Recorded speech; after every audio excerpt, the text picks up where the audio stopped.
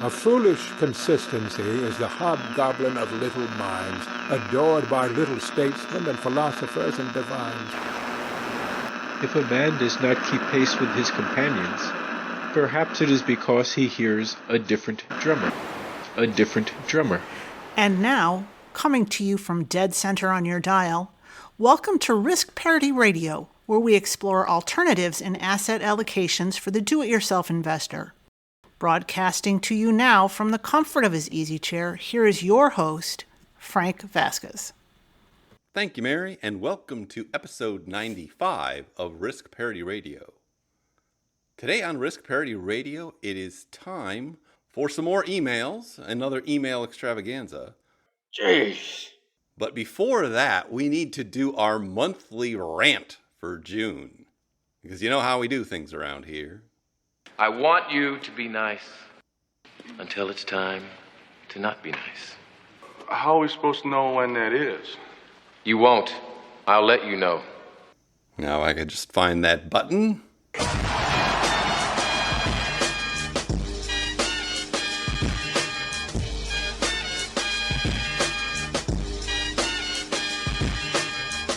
And away we go. Today's rant comes courtesy of something called the National Association for Fixed Annuities, NAFA. Now, I go and take emails from the Think Advisor website. And the reason I do that is because that website is directed at the financial services industry. And it shows you all of the nefarious things that they are up to. And they proudly proclaim it, all of their lobbying activities, all of their marketing activities, who's doing what in the industry to get your money from you. Because as we know, only one thing counts in this life. Get them to sign on the line which is dotted. And so one of the most insidious and insipid ploys that they've got going on right now is they've declared June as National Annuity Awareness Month. National Annuity Awareness Month. Mass hysteria. Because according to Think Advisor, this article, NAFA wants to sound the alarm and warn the public that baby boomers are continuing to get older. They're continuing to get older. Real wrath of God type stuff. Danger, Will Robinson. Danger. Danger. Dogs and cats living together. Mass hysteria. Well, Gen X is getting older too. Millennials are getting older. Everybody's getting older. You can't handle the dogs and cats living together. Is that a reason to have an awareness month? Because everybody's getting older? You think anybody wants a roundhouse kick to the face while I'm wearing these bad boys? No, it's marketing. Forget about it. And what's in this marketing package? There's a toolkit they're distributing to all of their lackeys. Ned the Bull, that's me now. To all of their would-be clients, the chum in the water. I do what I'm told.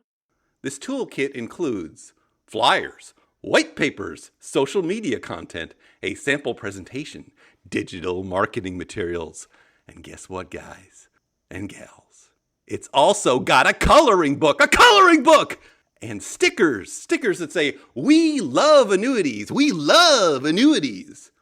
I do what I'm told.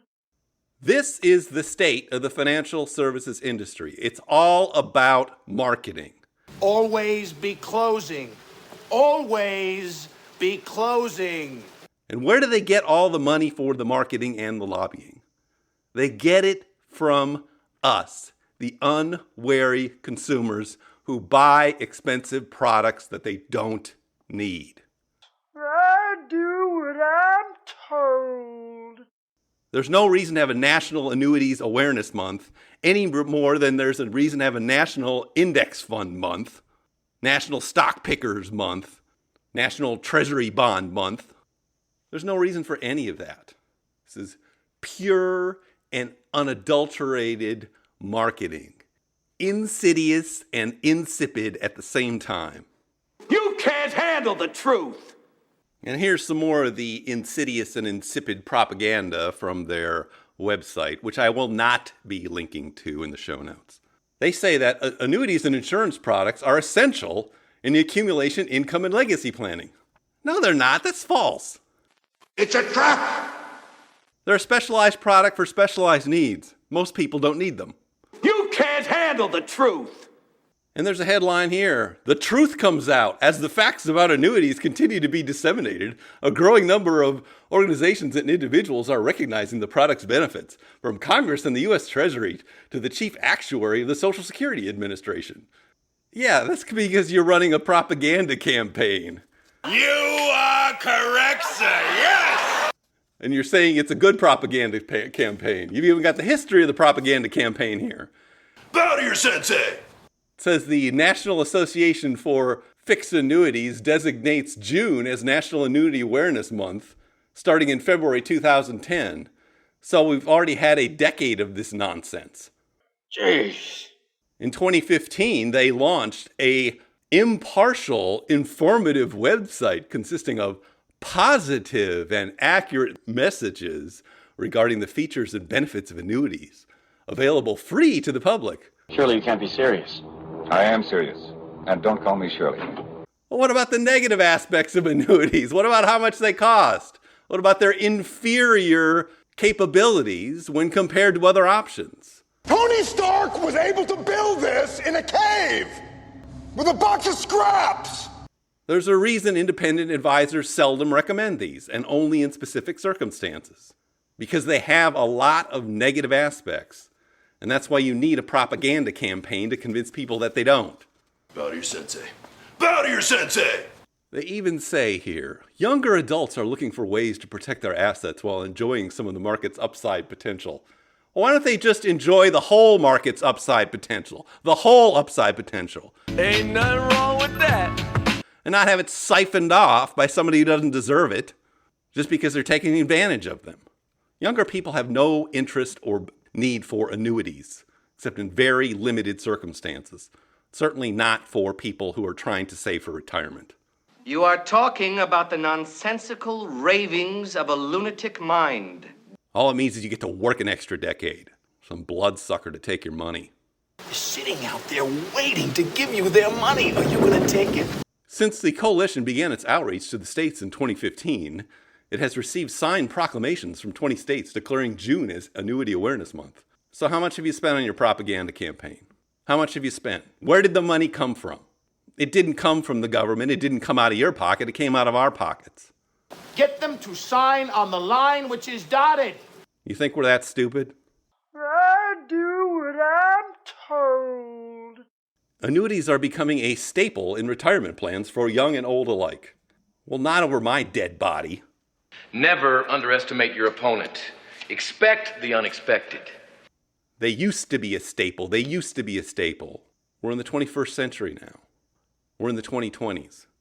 The wool has been pulled off of most people's eyes. And that's why you are engaged in this kind of propaganda campaign. Because you're trying to put the wool back over the eyes so you can take the money again. Always be closing. Well, we're not going to fall for it. Forget about it. Forget about it! Now, if you are looking for some legitimate advice about annuities, go look up Stan the Annuity Man. He has a website, and he will inform you about the process for choosing an annuity if you think you need one. What you need to have is an independent advisor who will shop these annuity providers. You never deal with an annuity provider yourself. You never do it. Get yourself an independent person who can shop these things, who can decide what you specifically need, and only you, and then go get that thing at the cheapest cost. Now, what he says is almost the only people, the only kinds of annuities that anybody should have are what are called single premium immediate annuities. That's something you want to look at maybe when you're 60s or 70s with a small part of your assets. That's all. No fixed annuities, no indexed annuities, no bells, no whistles. Forget about it. Forget about it! You better forget about it. You're going to have to listen to Kip sing. Yes, I love annuities, but not as much as you see. But I still love annuities. Always and forever. Always and forever. Always and forever. All right, I think that's enough ranting for another month. Second off, I'm intrigued by this. how you say, emails. And our first email, actually our first two emails, come from Leah J. And Leah J. writes in her first email, "Hi there. I'm fairly new to the investment world, so forgive my ignorance. I'm trying to move our savings, not retirement, into an investment account in M1 Finance using the golden ratio portfolio. The only ticker I can't find in M1 is SPAXX. What can I substitute instead of that for the 6% category? Thank you." Well, all that is in the sample portfolios is one of Fidelity's money market funds where they sweep the cash into. So you can use any cash sweep option that M1 has. There's nothing magic or even interesting about SPAXX. The other option that you could use for that is short-term bonds. You could put that 6% in SHY. And the only question there is whether you're going to actually use that money and have to be selling some out of it. But it doesn't sound like you're going to do that if you're just going to leave it in there as that 6%. Just use the SHY for that and that'll be fine. Yeah, baby, yeah! All right, Leah's second email. She writes, "Hey, me again with another question about the golden ratio portfolio. I heard you mention if you were actually setting this up, you wouldn't use the ticker REET, so I started researching other REIT funds. Then I read it's better to put your REIT investments in a tax-deferred account like an IRA, since the dividends are taxed as ordinary income, not including capital gains. I'm using this fund for a short/medium-term savings account outside our IRAs, so is the tax on the REIT something I should be concerned about? We will be investing about $30,000. Thank you so much for your patience with a novice." Well, I'm not sure you should be so concerned about it. If you think about this portfolio, if you had a $30,000 portfolio, you'd be having $3,000 of that in REITs in that particular portfolio. It's a 10%. And then those are going to be paying at about 5% annually. So 5% of $3,000 is $150. So you're going to add $150 to your ordinary income, and you're going to have to pay tax on that. That's probably not going to be that significant or significant enough for you to not use REITs in that circumstance. If you had $3 million, it might be a different story, but $30,000 is not that much when you consider the likely income that's going to be thrown off by the REITs in that portfolio. If you were concerned about it, you might substitute the preferred shares fund, PFF, because that pays out ordinary dividends. And most of that, therefore, is going to be taxed at the long-term capital gains tax rate, which is probably less. It's usually 0 or 15% for most people. But it probably will not perform as well as the REITs. The REITs are a little bit more aggressive than that fund would be. And those are my suggestions. Alles klar, Herr Kommissar.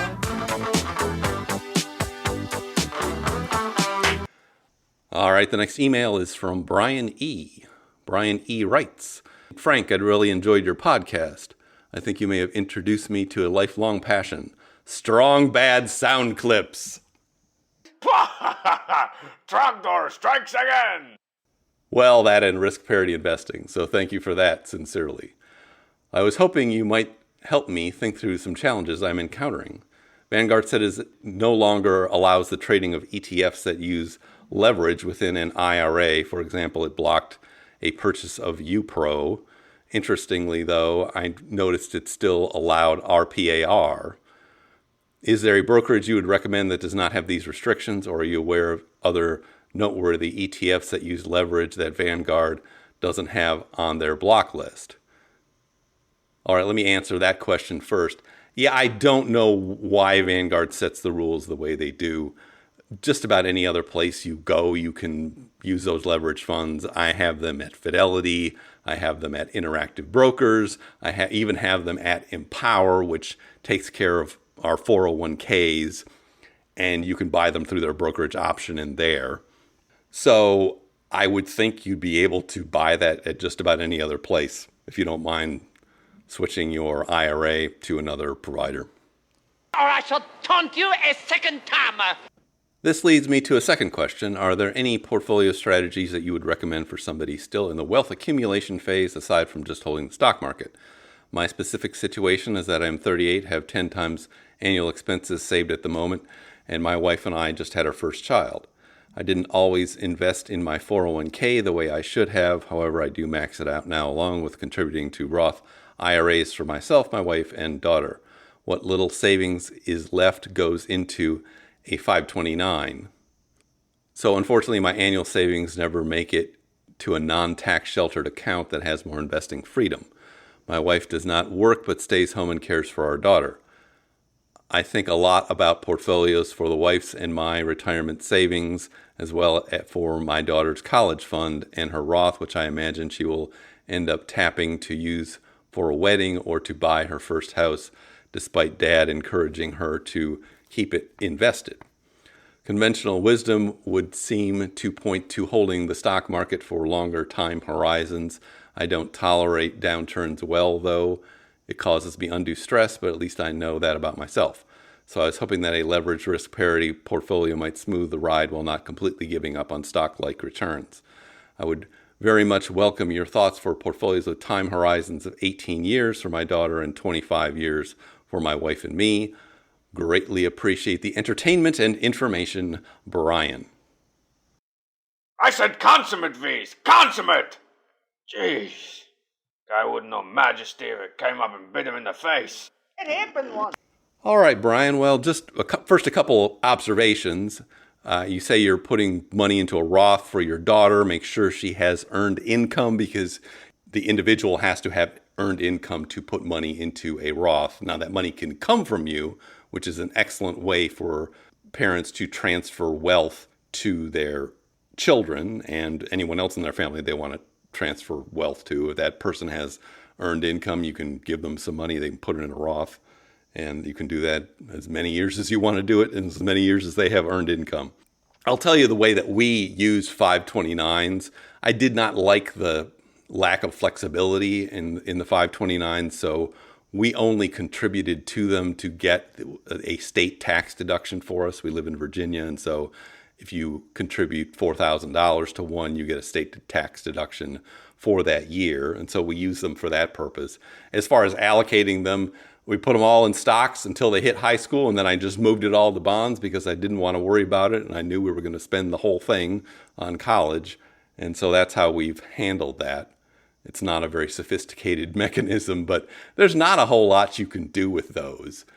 The more interesting thing I think they could be used for is for multi-generational savings. And what I mean by that is because you can transfer the beneficiary, you can effectively put 529 money into a child's 529 while they are growing up and into adulthood. And then when they have your grandchildren, you can change the beneficiary to the grandchild. And so you would get all the growth for that. So you could have potentially 30 or 40 years of growth for somebody turning 18. That would be the most creative way to use a 529, but I am digressing on that. All right, you're saying that your time horizon for your wife and yours 25 years. If you already have 10x saved in retirement accounts and your retirement is 25 years away, you are close to having enough money just with that money in there, because you can figure it out this way. You use the rule of 72. And so the rule of 72 says whatever your average compounded annual growth rate divided into 72, that's how many years it takes to double. So, for instance, if you were to leave the money in a total stock market fund, that gives you nominal returns of about 10%. It's a little more, a little less. If you take out inflation, it's only 8%, but we'll go for the 10% for nominal returns. So you divide 10 into 72, you get around 7. So that money in there is going to double every 7 years. And what that means in the next 25 years is that it's going to double 3 times. So it's going to go from 10x annual expenses to 20x annual expenses to 40 to 80 almost. So if your expenses remain the same, you are actually close to being or are at what is called coast fire, where you wouldn't necessarily need to keep saving or putting more money into your account. And now let's think about what would happen if you put it in a more conservative portfolio now, say a risk parity style portfolio that had a nominal growth rate of around 8%, which is a reasonable assumption. That is still going to double 3 times in the next 27 years, according to the rule of 72. And actually, it's going to be even more reliable in terms of the potential range of outcomes because it's much more diversified. So the math says you could probably move this to a more conservative portfolio now if that would help you sleep at night. I'm not sure I'd go all the way to the full risk parity style portfolio.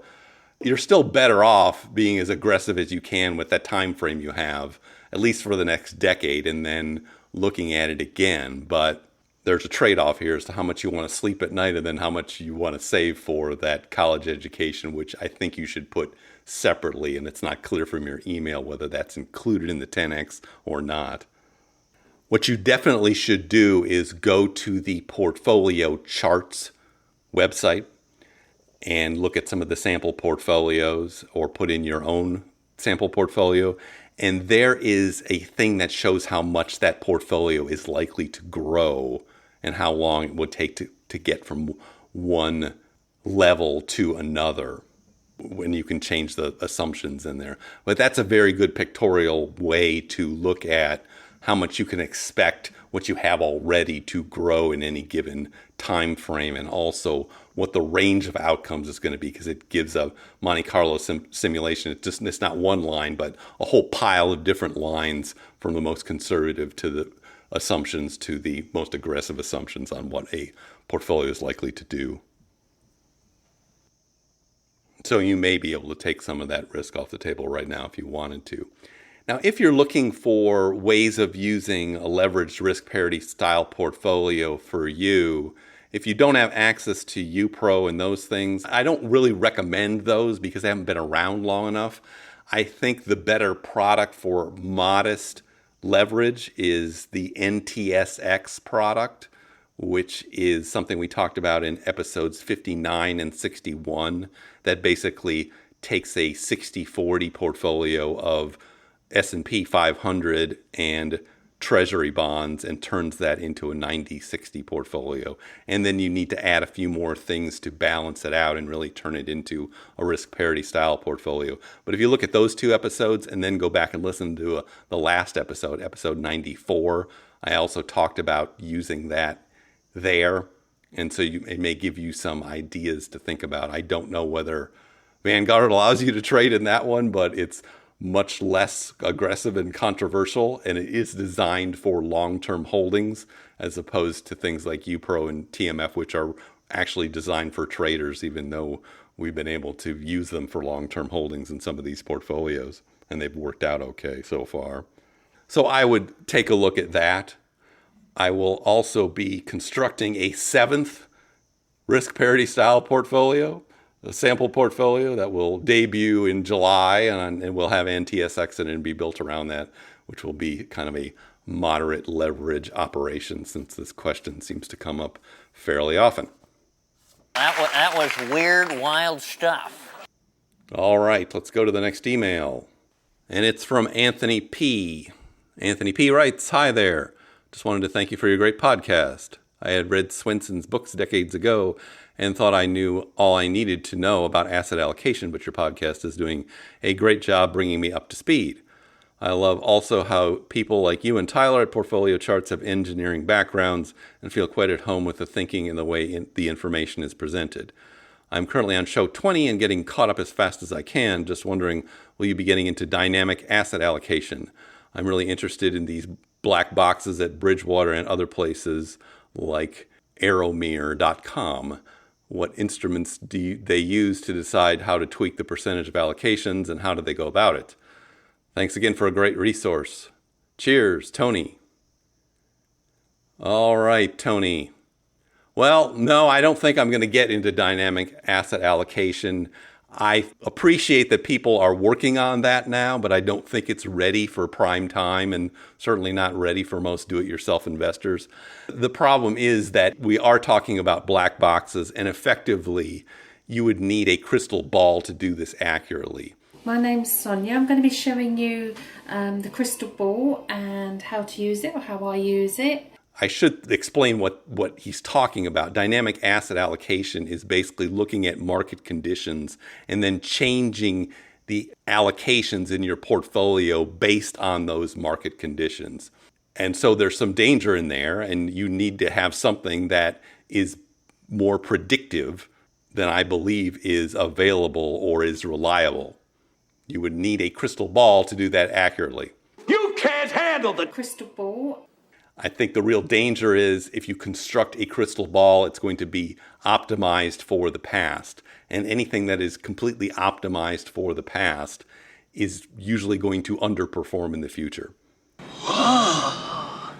due to the uncertainty of the future. That's why for portfolios, there's a limit to optimization, that you really want to just focus on those macro allocations. There are fewer variables involved. And when you have fewer variables involved, you don't run afoul of what's called the Bias-Variance dilemma, which you're going to run into as you go through the rest of the episodes. I'm sorry I don't have that one at hand. It's in the 50s. But that is a statistical issue that affects all kinds of data analyses, that if you over-optimize or overfit something for a past set of data, the chances of it working in the future go down and down and down. So you need to be really careful about how close you get. And coming up with fixed macro allocations gives you some comfort that you are likely to get the same kinds of results. Whereas if you have some dynamic process for adjusting these things, I'm not sure that that is a ready for prime time idea, at least not yet. Maybe in another 10 years, we'll see. Man's got to know his limitations. If you are interested in someone who builds a business around this idea and tries to do it short term, you might check out Hedgeye. And there's a website and they have a service and they sell information and stuff, but you can also watch a lot of free videos and stuff. But anyway, they try to adjust their portfolio based on market conditions that they are predicting all the time.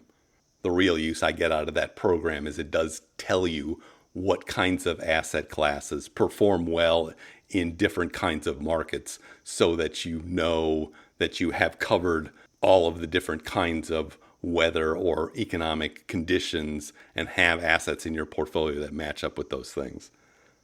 As for their predictions, sometimes they're accurate and sometimes they're not. It's entertainment is how I would put it, but you can check it out if you're interested in that sort of thing. You can actually feel the energy from your ball by just putting your hands in and out. All right, our next email is from Jeffrey T. And Jeffrey T. writes, I've been looking at the TAIL, T-A-I-L, ETF, which is a tail risk fund, which has a negative 0.84 correlation to VTI. It is mostly short-term treasuries or tips and the rest options to protect your account. I ran a VTI 50/TAIL 50 portfolio and it returned 6.16% annually. In 2020, its max drawdown was negative 2% versus negative 21% for VTI. Added to the Golden Butterfly, the drawdown improved from negative 7.55 to negative 4.06. Of course, the return suffered, going from 9.24 to 6.85. Since I am retired, I was thinking of doing 50/50 for the 1 to 2 year funding bucket and adding it to a risk parity 3 to 5 year funding bucket. Since this has only been around since May 2017, not a lot of history.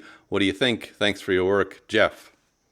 Well, I did take a look at it, Jeff. It looks kind of like other volatility funds in that the main action in it is due to the trading of options. I think it's trading options directly on the stock market, buying puts on the stock market.